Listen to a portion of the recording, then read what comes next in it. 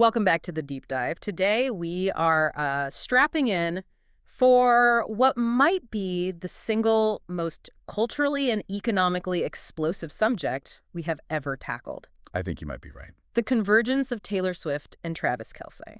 And this isn't just, a discussion about a celebrity relationship. This is about understanding the structural mechanics of modern record-shattering influence. Right. Wielded simultaneously across music, sports, and business. It truly is an unprecedented scenario. Yeah. And the sources we've compiled, they range from musicological critiques and economic analyses to sports journalism, even market valuation reports. Yeah. They all reflect that immense scale. Yeah. We aren't just looking at the music charts or the stat sheets. What we're examining here are two parallel, wildly successful careers that, converged, and they created a cultural phenomenon so large it fundamentally changed everything. Everything from advertising demographics to the actual valuation of an NFL franchise, almost overnight. Exactly. So our mission today is to unpack the sheer scale of their individual dominance first. I think we have to do that. We need to understand how each of them engineered a career that was defined by pushing against industry expectations. And then we can analyze the measurable, high-impact consequences of their joint supercouple status. Right. Because the baseline success here it's staggering. Swift is already the wealthiest female musician. We know that. But her 2023 designation as Time Person of the Year, and get this, the first individual from the arts to receive that honor solely, that tells you something else is going on. Oh, absolutely. It tells you this is a cultural force, not just a musical one. Yes. And if we look at Kelce, he's far more than just a famous athlete. He is arguably one of the greatest tight ends in NFL history. He set the gold standard for his position. The records are insane. They are. Records for consecutive 1,000-yard receiving seasons, a stunning 7 of them, and he is a multiple Super Bowl champion. And crucially, he's now actively and successfully transitioning into a significant media, production, and entrepreneurial mogul. While he's still playing. Exactly, while still playing at an elite level. That's the part that's so unusual. So over the next 30 to 40 minutes, we are going to trace Swift's artistic reinvention and her landmark battles for industry control. Then we'll track Kelce's dominance on the gridiron and his rapid expansion into media mogul territory. And finally, we'll deeply analyze the quantifiable economic and cultural impact of the Swift-Kelce phenomenon. So get ready, because this is a deep dive into power, influence, and the ultimate synergy of celebrity in the 21st century. Okay, let's unpack this journey, and let's start with Taylor Swift. To truly appreciate her current position as this economic and artistic titan, you have to look at the constant and often strategically risky musical reinvention she has embraced throughout her career. That's the key word, reinvention. Right. Our sources consistently describe her as a musical chameleon, and if you trace the chronology of her sound, it proves just how adaptive she has been. And that foundation of her career, from around 2006 to 2012, was purely rooted in country music. She signed with Big Machine Records in 2005. And those first albums, Taylor Swift and especially Fearless, they established her early national footprint. But what really set her apart from her contemporaries was the immediate, intentional crossover success. Yes. Tell us about that. Well, singles like Teardrops on My Guitar and the incredibly successful Love Story, they were engineered to succeed on both country and pop radio formats. Yeah. At the same time. It's just so hard to do. It's incredibly hard, and it was just a masterful way to build a very broad audience. Yeah. Very early on. That successful dual format strategy was absolutely critical. But, she didn't just rest on that traditional country sound even during that initial era. If you look at Speak Now, which came out in 2010, that album is remarkable for a couple of reasons. Right. First, she wrote the entire thing herself, which just demonstrated this immense creative autonomy. And second, the sound. It started incorporating really strong rock influences. It did. You're talking about pop rock, sometimes even styles that sort of edged close to the arena rock sounds of the 70s and 80s. It proved she wasn't going to be confined by one genre box. Speak Now was definitely the first hint of that creative ambition. And then Red in 2012 really pushed the boundaries. This is where the musical exploration became truly eclectic. Okay. She's incorporating heavy electronic influences, synthetic elements, and caused some critics and fans to, question if she was straying too far from her country roots. But that risk paid off, commercially at least. It gave us We Are Never Ever Getting Back Together, her first U.S. #1 on the Billboard Hot 100. Exactly. So even while she was defying expectations, she was racking up these massive accolades, like winning Entertainer of the Year twice at the Academy of Country Music Awards in 2011 and 2012. I hadn't realized that period was so fraught with sort of genre confusion. How risky was that definitive shift? Because this is where it gets really interesting for me. The pop recalibration era of 2014 to 2017. 1989 wasn't a gentle transition. It was a non-negotiable, total commitment to synth pop. A hard pivot. This album explicitly channeled 1980s legends like Phil Collins, Madonna, Peter Gabriel, just utilizing incredibly dense synthesizers and drum machines. It was a massive statement. A statement about what? About severing ties with country and fully embracing global pop stardom. It was incredibly risky, but also, probably necessary for the growth she envisioned. She was done with the idea of being a crossover artist. She was claiming the pop mantle outright. And that successful but intensely scrutinized shift, because the media coverage just became relentless, that led directly into her most audacious musical statement, Reputation in 2017. Which was a sonic fortress. A sonic fortress, that's a great way to put it. It was designed as a direct response to the massive public controversy and the whole snake narrative that followed the edited clips of the Kanye West phone call. When sources refer to Reputation as a maximalist statement, what does that actually mean sonically? I know it was electropop, but what specific production choices made it so different? Well, maximalism in this context refers to the deliberate use of highly layered, heavily processed sounds and textures. Reputation pivoted sharply away from the bright polish of 1989. Okay. It was heavily experimenting with hip-hop and R&B production styles. Thick, distorted 808 bass, and often manipulated vocals, almost robotic at times. So it was designed to sound a certain way. Oh, absolutely. It was designed to sound expensive, dark, and overwhelming, to reflect the drama, the fame, the anger she felt. And the lyrics were also more intimate and vulnerable, referencing adult themes like sex and alcohol, which was a real departure from the youthful innocence of her earlier work. Then came the massive, totally unexpected left turn in 2020, the Sister album. Folklore and Evermore. Yeah, released during the pandemic, it completely pivoted away from stadium pop and electropop, surprising everyone with this muted, atmospheric indie folk and indie rock sound. And that era, produced primarily with collaborators like Aaron Dessner from The National and Jack Antonoff, it really cemented her status with a whole new class of critics. As what? A serious singer-songwriter. Exactly, as a serious, mature singer-songwriter. And the achievements during this period were just staggering because of that complete change in musical direction. Right, I remember this. Folklore and its single Cardigan made her the first artist in U.S. history to debut a #1 album and a #1 song in the same week. And she repeated that exact feat just a few months later with Evermore and its single Willow.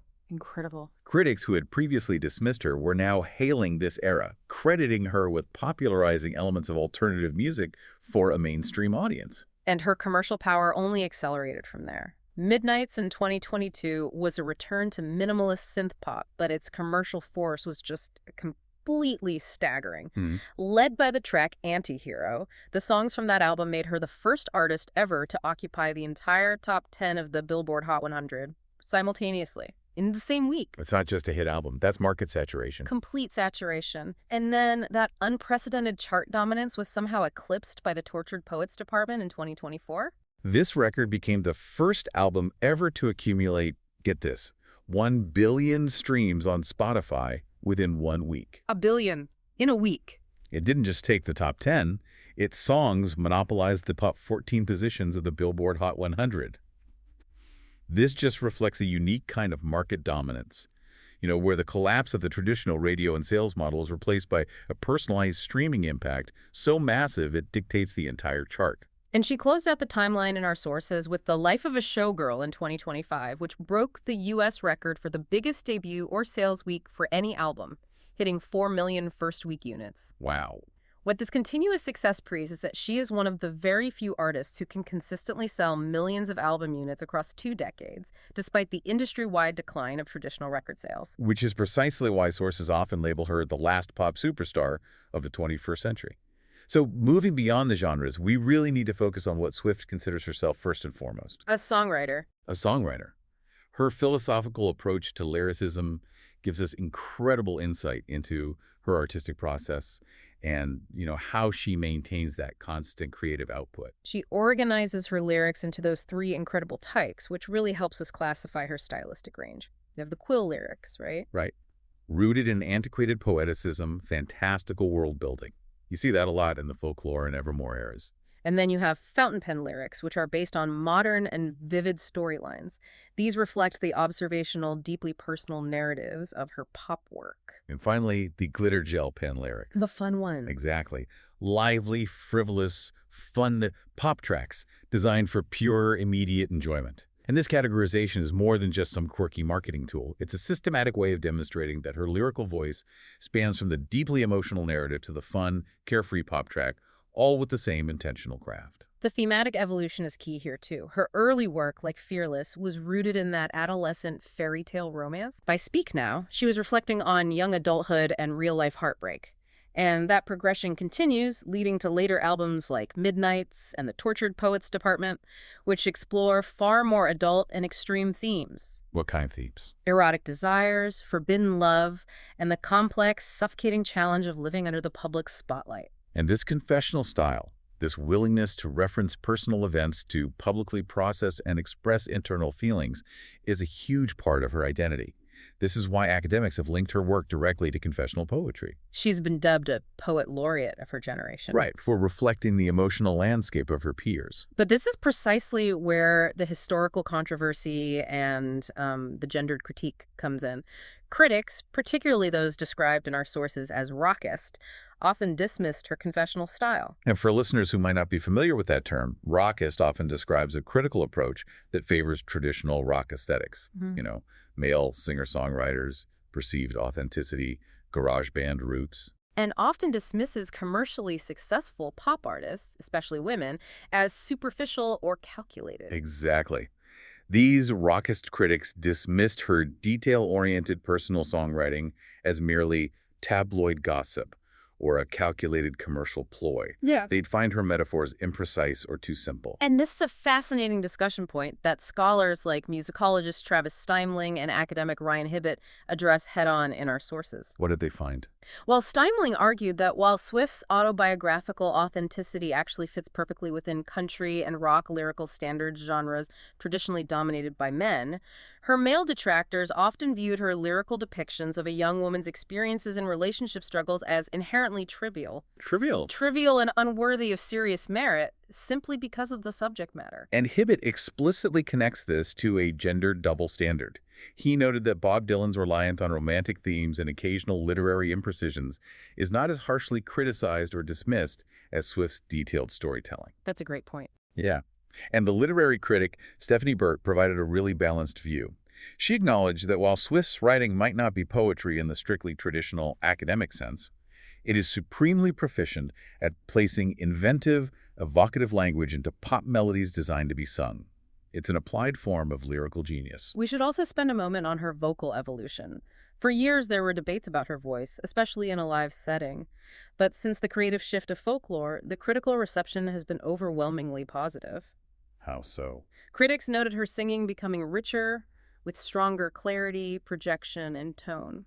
And Rolling Stone made a very insightful observation when they ranked her among the greatest singers. They argue that her versatile vocals are a direct result of her evolving artistry. Yeah, they specifically pointed out that her delivery combines, and this is a quote, subtle interpolations of hip-hop's cadences and country crooners' relaxed timbre. Wow, that's a unique blend. It reflects her ability to integrate diverse genre influences, not just in production, but in her physical delivery. Now, let's pivot to Taylor Swift, the economic powerhouse and savvy businesswoman. This section isn't just about selling music. It's about fundamentally altering the music industry's power structure and fighting for artistic control. Right. She's documented as the highest-grossing live music artist of all time, and she achieved billionaire status by October 2023, primarily based on the value of her compositions and performances. Not through external business ventures, which is a key distinction. It is. And we can quantify the scale of her sales power. She's the only artist to have 100 million album units certified by the RIAA. the Recording Industry Association of America. And for our listeners, in the modern music industry, album units are a composite measure. They combine traditional album sales, track downloads, and streaming equivalent units. So hitting 100 million units it's a mind-boggling scale of consistent multi-decade commercial success. And sources are quick to label her an economic genius and a savvy businesswoman. Her commercial strategies have become industry standards. Like what? Like meticulously using enhanced material for physical album variants to boost sales, or incorporating elaborate Easter eggs in her work to create this interactive, puzzle-solving environment for her fans. And those tactics became trends across the entire music business. It really did. But the defining story here is the battle for artist control over ownership, the streaming confrontation of the mid-2010s. This started with her highly influential 2014 op-ed in the Wall Street Journal. She stressed the intrinsic value of albums as a complete creative medium, arguing that music should not be free. And then, critically, she removed her entire discography from free streaming services like Spotify. That was an audacious move. It essentially forced the industry to take her demands for better compensation seriously. But the most dramatic confrontation came in 2015 when she wrote an open letter directed at Apple Music. What was the issue there? Her criticism was focused on the refusal to pay artists royalties during the 3-month free trial period they offered to new subscribers. The leverage she had was just immense. She wasn't just complaining, she was threatening to withhold her highly valuable music catalog from a major new platform. And this action literally forced the hand of one of the world's largest tech giants. Apple Inc. was prompted to announce, less than 24 hours after her letter, that they would pay artists royalties during that free trial period. That single move set a precedent that reverberated across the entire industry regarding artist compensation versus platform profit. It's an incredible story. That story, more than any Grammy, illustrates her business acumen. But her focus on business control extends even further. It centers on the ownership of her core creative assets. For listeners, the masters are the official sound recordings, the ultimate source files, and ownership dictates who controls licensing, sales, and distribution. That's right. Her public battle to regain control culminated in her finalizing the purchase of the masters to her first 6 original albums in May 2025. This wasn't just a financial transaction. No. It was a powerful statement demonstrating her ultimate creative and financial control over her own legacy, ensuring she, and not a third party, profits from the original recordings. And we cannot overlook the sheer scale of her branding strategy. Her management company, TAS Rights Management, has filed over 300 trademark applications in the U.S. For what? This covers her name, album titles, lyrics, and even the name of her fan base, the Swifties. She recognizes that her identity is a massive, protectable, commercial enterprise that requires intense legal scrutiny and protection. And her enduring cross-genre dominance is reflected in her awards. 4 Album of the Year wins at the Grammys is a record that may never be broken. And she's the most awarded artist at the American Music Awards, the Billboard Music Awards, and the MTV Video Music Awards. Her influence is truly global and undeniable, and it culminates in her recognition as Time Person of the Year, the first time that honor went solely to someone recognized for achievement in the arts. All right, shifting gears now. We're deliberately going to transition from Swift's engineered success in the arts to Travis Kelce's engineered success in sports and media. A parallel track. Exactly. Just as Swift sought control over her creative masters, Kelce sought control over his post-career narrative, pivoting rapidly into media before the pressures of an NFL retirement forced his hand. Kelce was selected by the Kansas City Chiefs in the 3rd round of the 2013 NFL Draft. But that selection came with a pretty significant asterisk. Oh. Coach Andy Reid, who is familiar with Kelce because he had coached his older brother Jason, actually had reservations about Travis. What were the reservations? A college suspension he received for testing positive for marijuana in 2010, which caused him to miss the entire 2010 season. That is a critical detail. So you have a potential Hall of Famer starting his professional career with character concerns and a suspension on his record. Right, and it speaks volumes that his older brother Jason vouched for him. And Kelce clearly made the most of the opportunity, developing into a player who, sources argue, supremacy is truly staggering. He holds multiple NFL records specific to the tight end position, which is traditionally, a hybrid blocking and receiving role. Critically, he holds the record for the most consecutive 1,000-yard receiving seasons, 7 straight from 2016 through 2022. 7 in a row. He also holds the record for most overall 1,000-yard seasons. This statistical dominance just fundamentally elevated the tight end position from a secondary receiving threat to one rivaling star wide receivers. And he didn't just hit 1,000 yards. In 2020, he set the single-season receiving yard record for a tight end with 1,416 yards. And he only played 15 games that season. Wow. Another measure of his dominance is his speed and efficiency. He became the fastest tight end in history to reach 8,000, 9,000, 10,000, and 12,000 career receiving yards. His ability to perform on the biggest stage is equally quantifiable through his postseason records. He's a 3-time Super Bowl champion. In the playoffs, he surpassed the legendary Jerry Rice for the most career playoff receptions, hitting 174 catches. That's Jerry Rice. He also tied Rice for the most postseason games with 100 or more receiving yards, hitting 9 of them. Plus, he holds the NFL record for most career Super Bowl receptions with 35. I think the specific anecdote from the 2021 divisional round game against the Bills really brings his on-field leadership and football IQ to life. It illustrates why he's so essential to the Chiefs dynasty. What happened? Kelce was mic'd up, and the audio captured him instructing his teammate Tyreek Hill on a successful route before a crucial completion. So he's basically coaching on the field. Exactly. That moment demonstrated his mental agility. But the most telling part came before the game-winning play in overtime.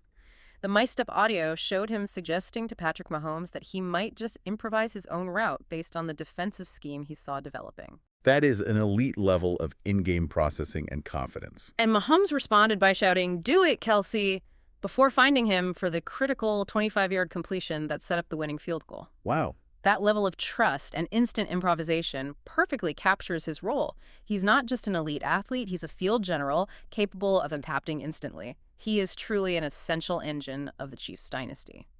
It's clear that Kelce maximized his football career, but what really defines his modern influence is his deliberate, proactive pivot into the media and entertainment space.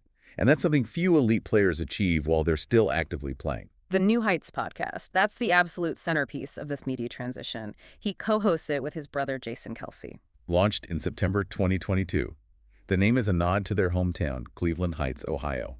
And the rapid growth of the show was almost immediate. It quickly became known for its candor, its humor, and for providing a genuine, unfiltered look into the lives of NFL players. The show became a phenomenon during the Super Bowl El Violete season when the brothers faced each other in the championship game, a Super Bowl first. That's right. The podcast exploded in popularity. It peaked as the #1 sports podcast globally on Spotify and #2 among all podcasts on Apple during that period. And by the end of 2023, it cemented its place as the #1 sports podcast in the U.S. and globally on Spotify. It turned their personal brand into a reliable, massive media platform. And the reach of New Heights provides a massive, reliable platform that Kelce strategically uses to launch other ventures and maintain relevance far beyond the Chiefs' locker room. And beyond the podcast, his activity in traditional entertainment has been remarkable. He starred in the 2016 dating show Catching Kelce on E! Right.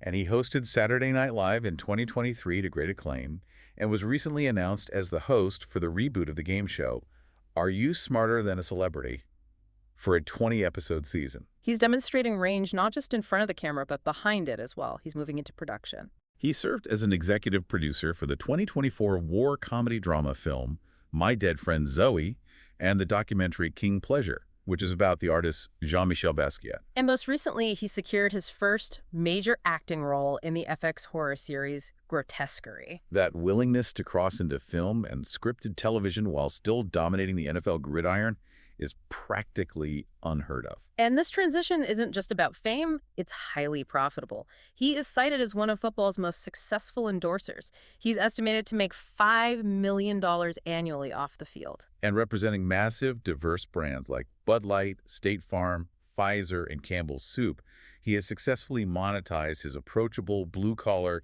yet elite athlete image. He's also a surprisingly savvy entrepreneur and investor. He launched his own supplement brand, Hilo Nutrition, and a clothing line, True Colors, which became the first NFL player brand to officially collaborate with the Chiefs organization. Right. We also see him diversifying his financial portfolio through investments. Our sources mention his successful angel investment in Cholula hot sauce.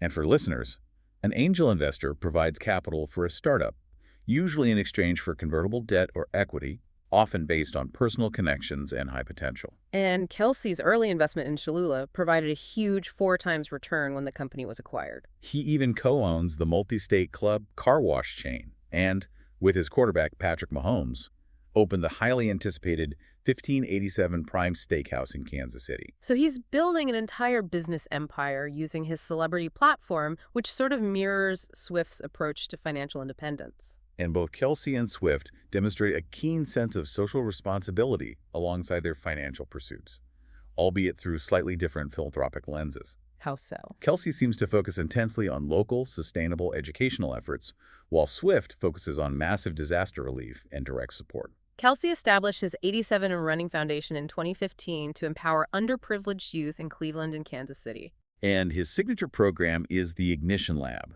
a long-term workforce development program that helps disadvantaged children explore STEM careers. They even opened a robotics lab in 2018. This is about providing tools and mentorship, not just, writing a check. And beyond those large-scale structural programs, the sources highlight his grassroots generosity, donating 25,000 breakfast meals to Operation Breakthrough. And personally paying for repairs to an elderly former athlete's Kansas City home of 56 years in 2024. Right. He also endowed a health and wellness fund at his alma mater, the University of Cincinnati, specifically to support sports psychology and counseling for 450 athletes. He recognizes mental health as a core component of athletic performance. He is also one of the highest-profile white NFL players to engage in visible social activism. In 2017, he began kneeling during the national anthem to protest police brutality, racism, and social inequalities. Which was a move that carried significant risk for a white player in his position. Absolutely. He publicly supported the Black Lives Matter movement and called for greater acceptance of homosexuality in American football in 2021. This just demonstrates a consistent willingness to use his massive platform for politically charged causes. Which mirrors Swift's later career, less frequent but equally powerful activism. Swift's philanthropy is equally large-scale, often focusing on immediate, immense disaster relief and direct personal support to her fans. She donated $5 million toward the relief efforts after Hurricanes Helene and Milton in 2024. And gave $1 million multiple times for Tennessee tornado relief. She also frequently makes targeted donations directly to her fans to help with medical or academic expenses, which creates these personal connections with her charitable actions. I think the sources really highlight her ability to use her wealth to support those around her, too. She demonstrated a strong commitment to supporting independent businesses during the pandemic, including a small Nashville record store. And notably gave a staggering $197 million in bonus payments to her entire crew during the Eras tour. We see a crucial point of parallel action and synchronized public response in their reaction to the tragedy at the 2024 Kansas City parade shooting. Right. Kelce donated $100,000 to the families of victims who were seriously wounded. And Swift also donated $100,000 to the family of the woman who was killed in the same event. It was an immediate, powerful, and synchronized charitable response to community trauma. Utilizing their influence instantly and demonstrating a shared commitment to the community that hosts the Chiefs. And now we arrive at the culmination of this deep dive, the merging of these two colossal careers.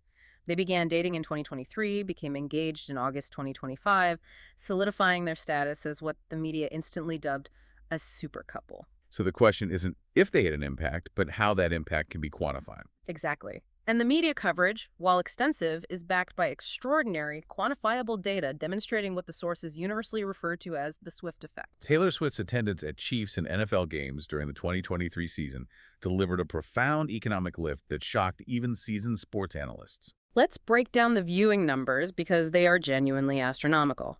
They highlight how she pulled in a completely new demographic.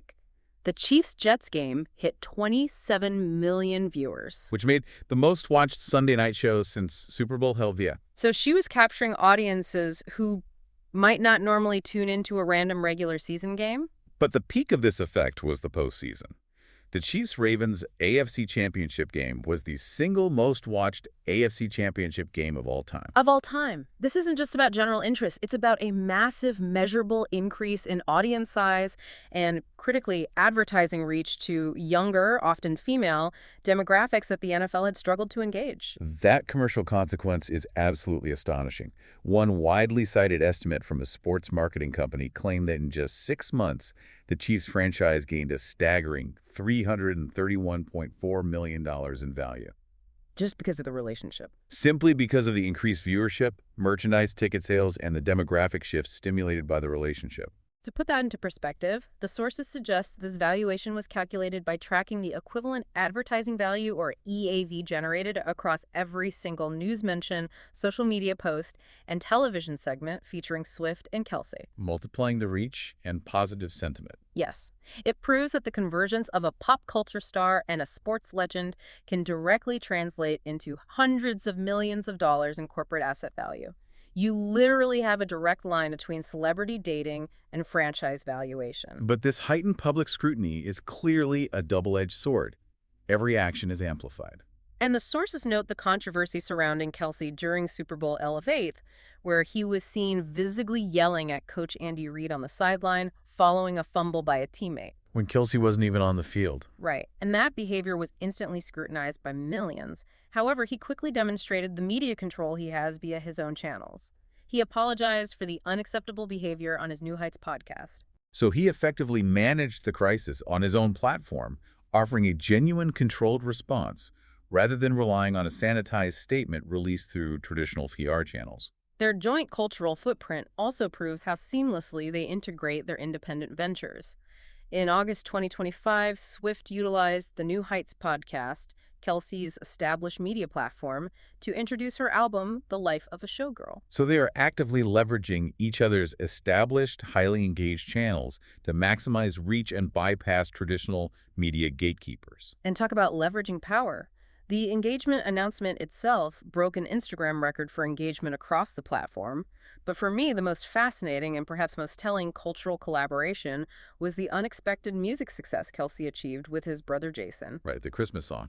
They recorded a cover called Fairy Tale of Philadelphia, which is a version of Fairy Tale of New York, for their Christmas album benefiting Philadelphia charities. What I found so surprising was that this track quickly topped the U.S. iTunes chart. Which is a remarkable feat for two active NFL players releasing a novelty holiday song.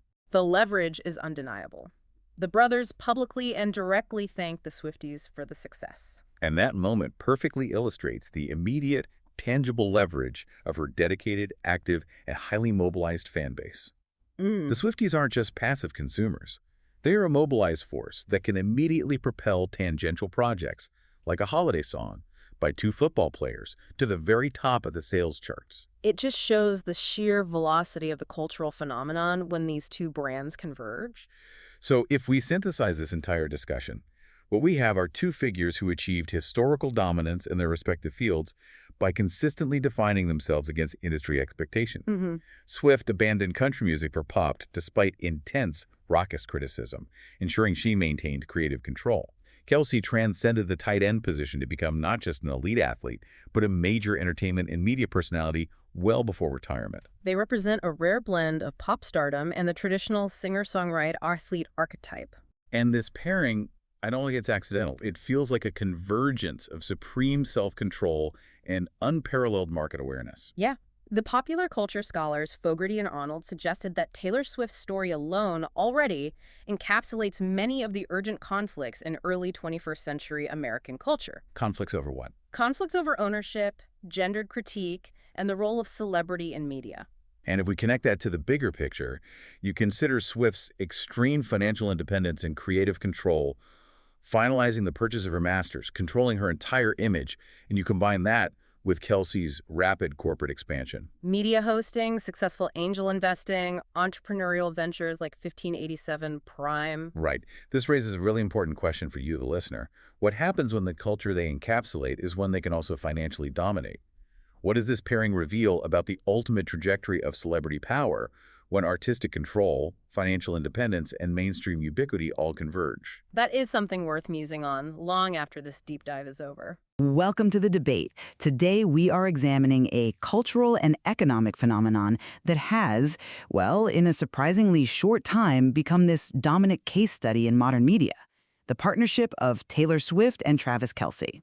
This pairing has been globally dubbed a supercouple, and the economic ripple effects are, by all accounts, just unprecedented. And the central question we have to answer here is really fundamental to understanding their impact.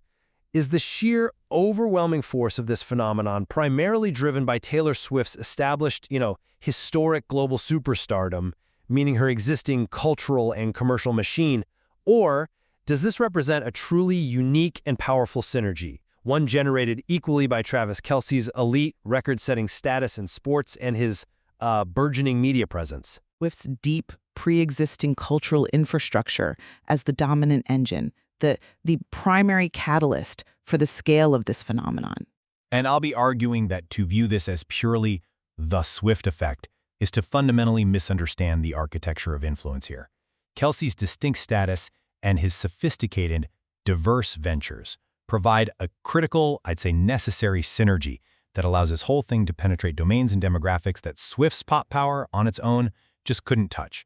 I come at it from a different angle. Okay, so let's establish the metrics of foundational dominance. The data supporting Taylor Swift's pre-existing influence, it simply defines global scale. I mean, we're discussing the highest-grossing live music artist in history and an individual who holds records that transcend the music industry: 14 Grammy Awards, including a record 4 for Album of the Year, and being named the IFPI Global Recording Artist of the Year 5 times. Her command isn't just popularity, it's institutional.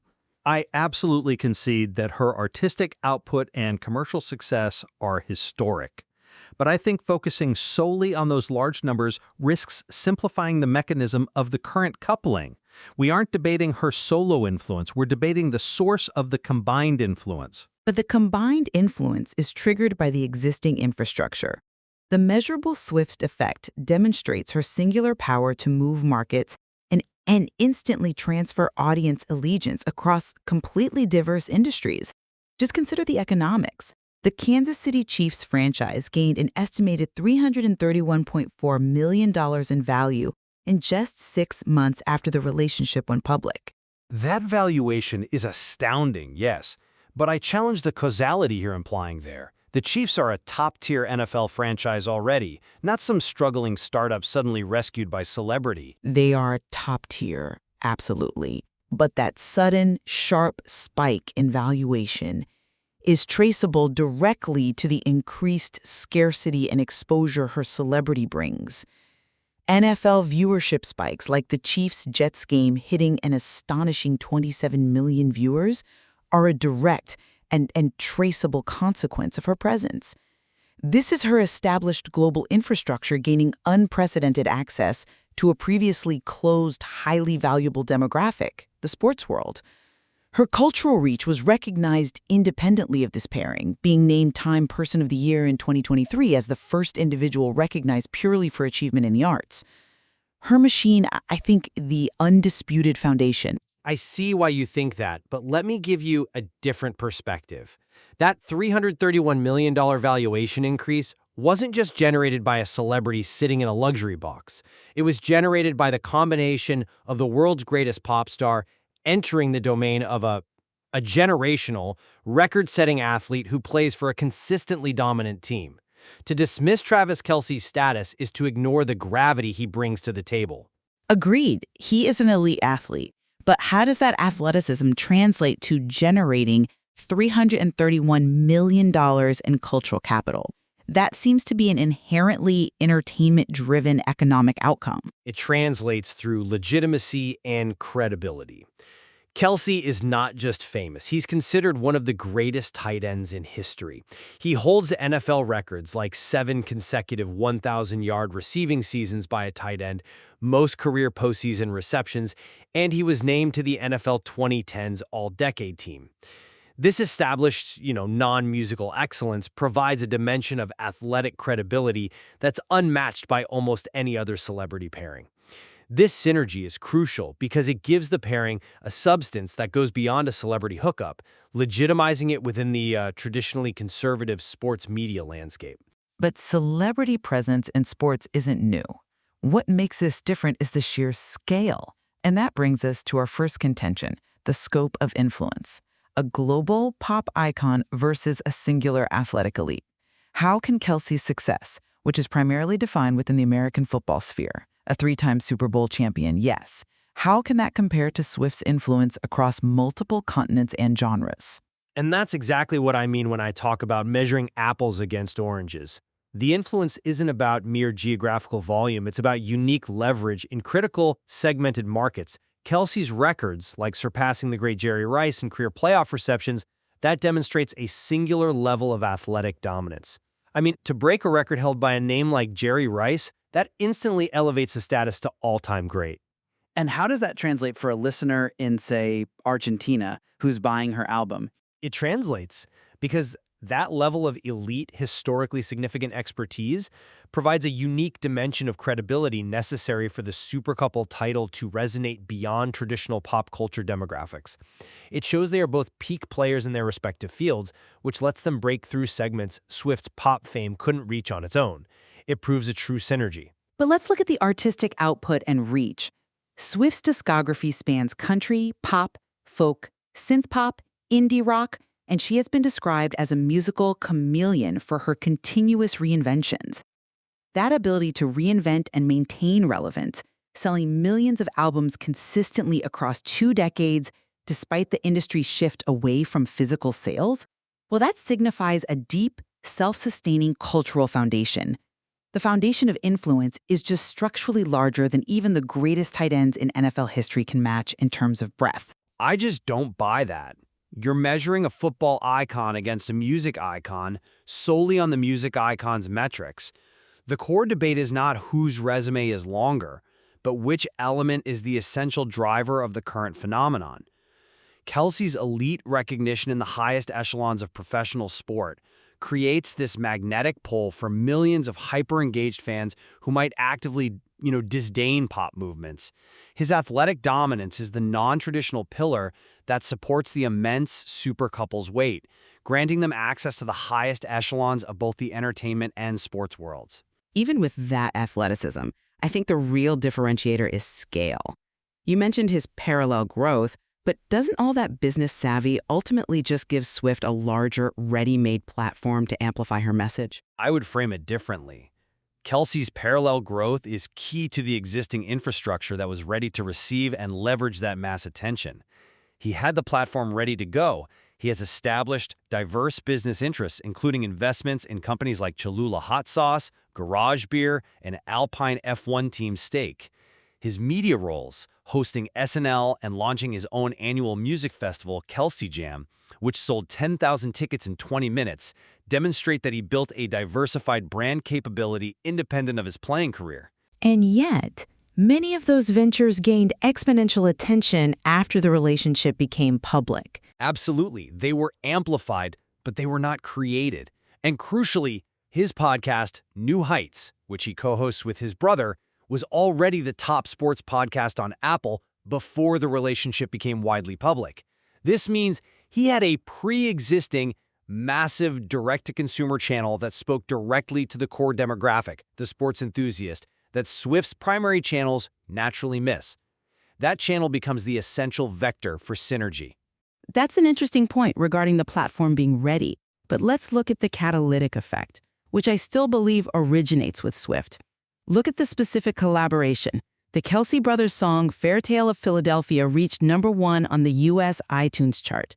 This spike was immediately followed by the brothers thanking the Swifties. Wait, I agree the Swifties mobilized, and the result was tangible. But that doesn't prove Swift is the dominant engine. It proves Kelce is smart enough to leverage an existing fan base by giving them something accessible and fun. That leverage, that knowing how to use the pop culture machine, which is a specific skill set developed through his media and entrepreneurial growth, that is Kelce's unique contribution. But without Swift's fan base, the song would have remained a novelty, perhaps charting on a regional level but not hitting #1 nationally. Her dedicated fan base, described as one of the most loyal and dedicated, it mobilizes around his projects, confirming Swift's role as the primary catalyst for commercial outcomes, even in his own established entrepreneurial space. I think that's focusing too much on the short-term transactional gain, like an iTunes chart spike. We have to look at the larger, long-term cultural capital. Kelce's move into substantive entertainment production, becoming an executive producer on films and starring in a major FX horror series like Grotesque Gary, it shows he is moving deliberately into the entertainment production world. That adds cultural capital distinct from his sports fame, demonstrating an ambition and an execution that matches his athletic elite status. This dual-track professional trajectory, elite athlete, serious media executive, is what makes the pairing uniquely formidable. I would argue Swift's long-term cultural capital is built on a foundation far more resistant to external fluctuations. Her enduring power rests on her foundational identity as a confessional singer-songwriter who is credited with taking that tradition to new heights. Which this leads us to contention 3. Artistic authenticity and longevity. But longevity and authenticity are not exclusive to musical output. Why is artistic longevity superior to professional durability? Because artistic longevity dictates cultural shifts. Swift's continuous artistic reinventions, from country to synth pop with 1989 to indie folk with Folklore and Evermore, are critical for maintaining cultural relevance over 2 decades. Furthermore, her strategic power, such as, publicly opposing free music streaming and prompting Apple to change its royalty policy for artists, that showcases a powerful independent strategic legacy that fundamentally dictates cultural and commercial terms within her industry. That independent, self-determined strategic power is the core of her influence. That is a compelling argument, but let's look at the different forms of cultural currency they each bring. Kelce has been the longest-tenured member of the Kansas City Chiefs since 2021, demonstrating consistency and durability in the high-stakes, physically demanding NFL environment. His record of playing in 191 career regular season games attests to that professional consistency, which is a different, but I would say equally powerful, form of longevity. Professional consistency in sports, however, remains temporarily limited. Pop culture influence can span generations. But cultural impact extends beyond field performance and discography. We have to acknowledge his social and community impact. His shift towards activism, being one of the highest-profile white NFL players to kneel in protest, supporting the Black Lives Matter movement, and the LGBT community, establishes a legacy of social responsibility. That is a form of cultural weight that is distinct from artistic output. While admirable, how does that social weight integrate into the supercouple phenomenon to shift the balance of power away from the global pop star? It contributes a necessary gravitas and a distinct form of authenticity that bolsters the overall partnership's cultural standing. He founded 87 and Running to empower underprivileged youth, opening a robotics lab and donating 25,000 breakfast meals to kids in Kansas City. This philanthropic and activist weight establishes a cultural capital that is distinct from Swift's highly curated artistic power. It provides the pairing with social substance and community ties that ground them, making the supercouple accessible and legitimate to audiences who might be wary of pure commercial celebrity. I hear the value in that, but Swift's global financial output through charity is vast and consistent too. She has donated millions to disaster relief, cancer research, and provided bonuses exceeding $197 million to her Eras Tour crew. The financial scale of her operation dictates a larger share of the power in their combined economic footprint. She mobilizes capital on a scale that very few individuals can match. But that's focusing on the result of the mobilization, not the mechanism of cross-demographic penetration. The true synergy, the unique story here, is the ability of the partnership to command the attention of diverse, segmented demographics simultaneously. Artistic critics, financial media, and the most hardcore NFL audience, including the analysts who cover athlete activism. That requires two generational figures operating at the absolute peak of their respective, highly different disciplines. If Kelce were merely famous, the sports metrics wouldn't be breaking records across the NFL. But that cross-demographic interest starts with the massive gravitational pull of the individual whose identity is already global and genre agnostic. So to reiterate my position, the overwhelming evidence of audience mobilization, record-breaking sales weeks for new albums, and the massive economic valuation spikes in the sports world, they all point to Taylor Swift's deep, pre-existing cultural infrastructure as the source of power. She is, as many academics and journalists describe her, the last pop superstar, and that singular leverage is what we are seeing deployed, with Kelce serving as the key skilled facilitator into new markets. And I conclude that the unique cross-demographic penetration, the ability to simultaneously drive record-breaking success for her albums and make the Chiefs-Ravens game the most-watched AFC Championship game of all time, only occurs because the partnership leverages the singular, elite positions of both a generational pop artist and an all-time great athlete and experienced media host. Kelce's status and separate media machine are essential vectors. The synergy is the defining story here, proving that the combined cultural footprint is greater than the sum of its already immense parts. A fascinating distinction between solo power applied to a new domain and the power that emerges only through genuine dual-source amplification. Indeed. The depth of achievement reflected here suggests that dual-source influence complicates traditional celebrity analysis far more than we often allow.